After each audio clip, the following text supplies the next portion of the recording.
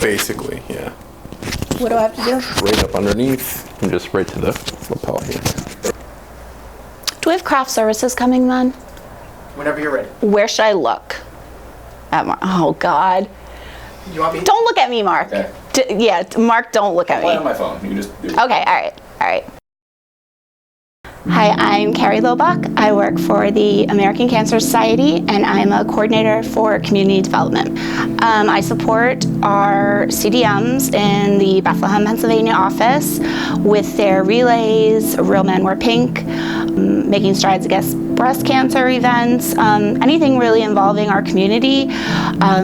Talking with participants over the phone, talking with just any general phone calls that come in. If it's someone calling looking for a ride to treatment, which is through our Road to Recovery program, I direct them to our national phone number, and the representatives there will get everything set up and taken care of for them.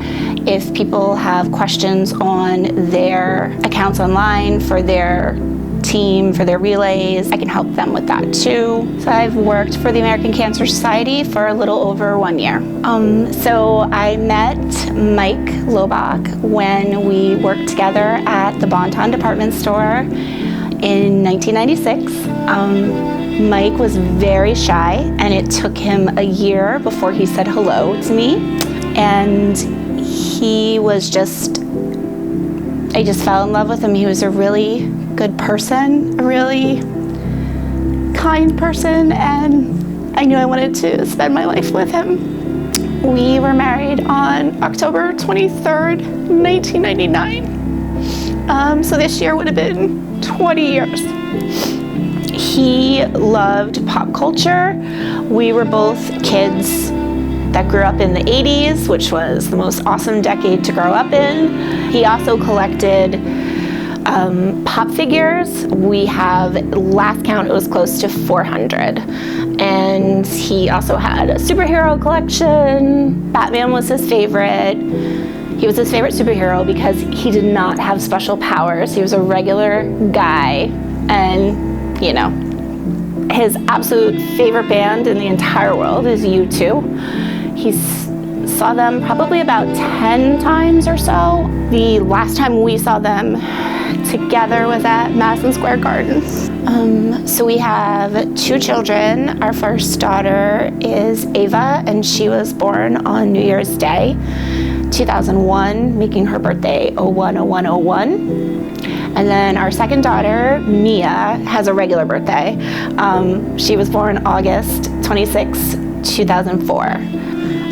We love to take them to Disney, and we first took them in 2008, and we decided we would take them every 3 years. So the next one to Disney would have been 2014.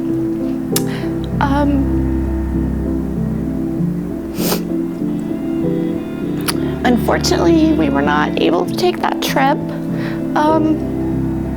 Mike was diagnosed with parotid gland cancer right before Thanksgiving in 2013.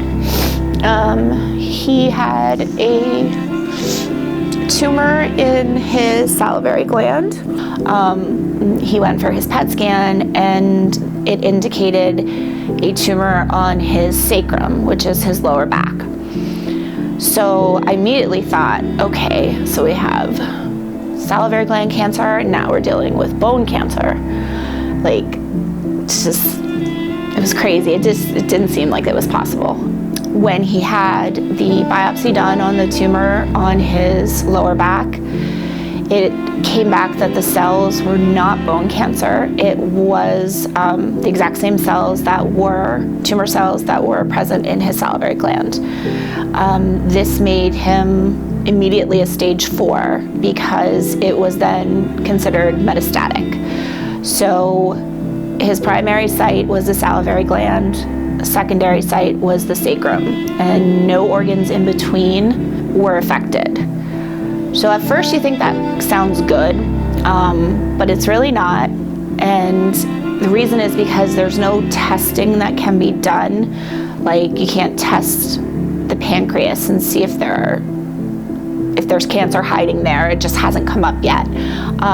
So all those organs in between the salivary gland and the sacrum, at any time in his life, cancer could literally, pop up. In the beginning of 2014, then he had his salivary gland removed. He went through chemo and he went through radiation. He had radiation done also on his lower back. Where his tumor was located in his lower back, it was not in a good spot, meaning they were able to biopsy it, but they would not really be able to remove it. That would entail like major pelvic reconstruction. Mike successfully completed all of his treatment. All his blood work pretty much like always came back good. Everything else about him, you would not think if you saw him that he was someone that had metastatic cancer. He did really well. He made a really good recovery. And pretty much, like I said, he was never fully in remission, but he did have scans done for a while. In the beginning, it was like every 3 months, and then it got to every 6 months. Eventually, the plan was to go to a year. He never quite made it there. During one of his routine scans in 2016, they found a tumor in his lung. When they biopsied it, it was not lung cancer. It was parotid gland cancer. So again, keeping in the metastatic theme, which we knew could happen. The spot that it was located in, they were able to completely remove the tumor. So he did have some recovery there for a little while. There was also some activity showing on his sacrum again. It was very, very small. However, it was different than previously, so there were things going on. They were able to give him one last round of like high doses of radiation here. The tumor that they removed from his lung, they sent out to have a molecular study done, which is pretty much learning everything they could about this cell and why it went from a normal cell to cancer. There is a treatment of hormone therapy that is very successful in men with prostate cancer. And it was in the beginning stages for head and neck cancer, and they were showing some positive results. So Mike went ahead and started that. He would get shots like every 2 months, I believe. He would take pills and everything like that. So he did recover again, and pretty much at that point it was, we were just going to live our lives as best as we could and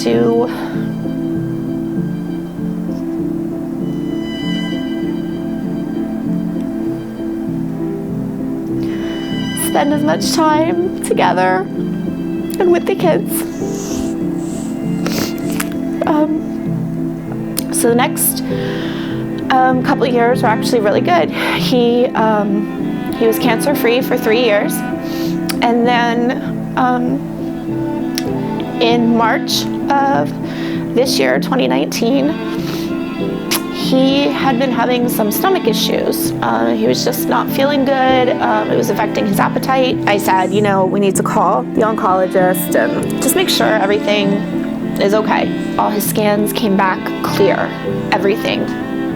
No cancer showing. And then on Saturday, June 1st, he was in a lot of pain. So we went to the emergency room, and they did scans and tests and everything, and we were told that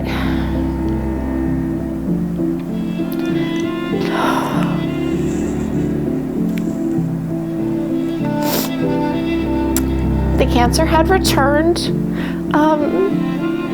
It was in the lymph nodes in his abdomen. He had the biopsy done the following couple days, and the results came back that it was metastatic.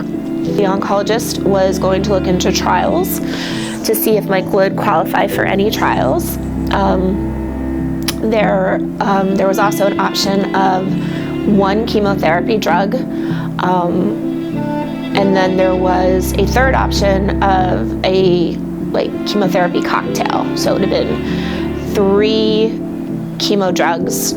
So we were pretty much kind of hoping for a trial just to see if there was anything available. We had another appointment set up to go to Sloan Kettering on June 19th. Mike woke up that morning and he had pain in his chest. So we went to the ER, and when they did the scans, the cancer had spread to the lymph nodes in his chest and his neck. So the very next day, he started the chemo cocktail, because at that point, we couldn't wait anymore. It was obvious that this was very fast moving. I mean, we all felt it was, it was Mike's ultimate decision, and he felt, and I agreed, that this was the way to go. We need to knock this out. It's now in 3 different parts of his body. He did have a lot of side effects. He lost his hair very quickly. He didn't lose all of it, but he was losing a lot of hair. He was still having stomach issues. He tried to eat small meals because he knew he had to eat. He didn't want to, but he would. He was having trouble just in general with his back pain and just even moving around. He couldn't get comfortable at night in bed. He had trouble getting comfortable on the couch. Like I said, he had his first treatment. His second treatment was scheduled for July 18th. So that's what our goal was, be comfortable as much as you can, get to the second chemo treatment. So on the morning of July 14th, it was a Sunday morning, I heard him call me he was in the bathroom, and I went in and he said he couldn't breathe. He was having trouble breathing. So I went back to our room, I called 911. I was on the phone with the 911 operator giving basic information, and I heard a noise. So I went back to the bathroom, and when Mike had first called me in, he was just sitting on the toilet. And so then I heard this noise and I went back, and he was on the floor. And I feel like he saw me. His eyes saw me. But then they just went almost blank. He was just staring straight ahead. And I could tell, I knew he was gone. So I just started screaming his name. And my cousin happened to be there that morning in our house with us. The 911 operator had her perform CPR as we waited for the ambulance to get there. And she did save his life, being at the house until he got to the emergency room. And even in the emergency room, he went into cardiac arrest 4 times. But he was hanging on, he was fighting. He was unconscious, and they were still, able to do tests on him to kind of see where his brain function could be. And then on Wednesday, which was July 17th, his oncologist came to see me, and they had done scans on Mike, and the cancer had actually spread. So the chemo that was supposed to save him did not work. Actually what ended up happening, we found out, was he had 2 blood clots in his lungs, in both lungs, and that's what caused him to go unconscious. So at that point, I realized that even when he does wake up, he now has cancer that has spread even more, and the heaviest dosage of chemotherapy drugs did not work. I saw neurology, and they had concluded all the testing that they needed to do, and they did find that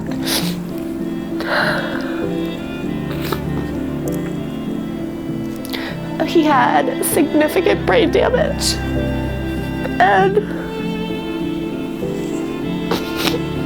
if he ever were to regain consciousness, he would be confined to an assisted living facility. And that was kind of what I was waiting for before I could make any decisions. I wanted to know what the neurologist could tell me as far as what his quality of life was going to be. So the next day, which was Thursday, July 18th, 2019, which would have been his second round of chemo, I had the doctors remove the tubes. He had been on full life support since the 14th, since he came into the ER. We just had everything removed, and it felt very peaceful being with him then once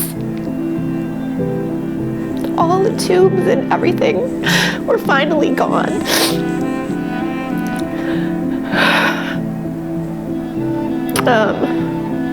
We knew it was going to be quick.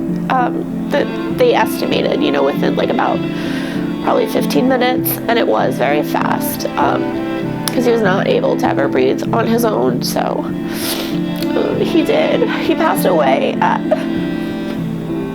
1:51 in the afternoon of July 18th. I had his memorial service on Wednesday, July 24th. A couple days before that, a friend had suggested we should wear t-shirts because that was Mike's favorite thing. And I really liked that idea. So we planned the service to honor him and have all of his favorite things there. So I told everyone, wear any kind of t-shirt that Mike Loback would be like, that's really cool, which didn't take much. So Star Wars, Batman, superheroes. We brought some of his favorite pop figures, his Eagles jersey, his Flyers jersey, his picture from his favorite U2 concert, where he's literally like 5 feet away from Bono. He did a selfie, and he loved that picture, so we brought that. And then regular pictures of the family and Mike's best friends that he grew up with. If he were there, he would have said in the car on the way home, that was a really cool memorial service. So I did have, his urn was, he had Batman. It was the Batman logo on his urn. So I know he would have loved that. So I just want to thank everyone from the ACS, my amazing coworkers who have been so supportive, my remote supervisor in Massachusetts, all the other staff who've reached out to me. They've either sent me cards or emails like throughout the Northeast, our Northeast region. And our family and friends. We would have never gotten through this without everyone's love and support, so thank you. Okay, so what I would say to our volunteers and our participants is thank you. You are extremely valuable to our mission for the fight against cancer, and we are very grateful to have you with us, working just as hard as we are to end this disease. I don't want to see anyone put off getting medical care because they're scared, which I understand is very scary. But they're not alone in the fight. They have support, friends, family, the American Cancer Society. Let them know, please contact the ACS. We have so many programs that we can help them with, from our Hope Lodge to our Road to Recovery program. They're not alone, so that's what I would say. Spread awareness as much as you can.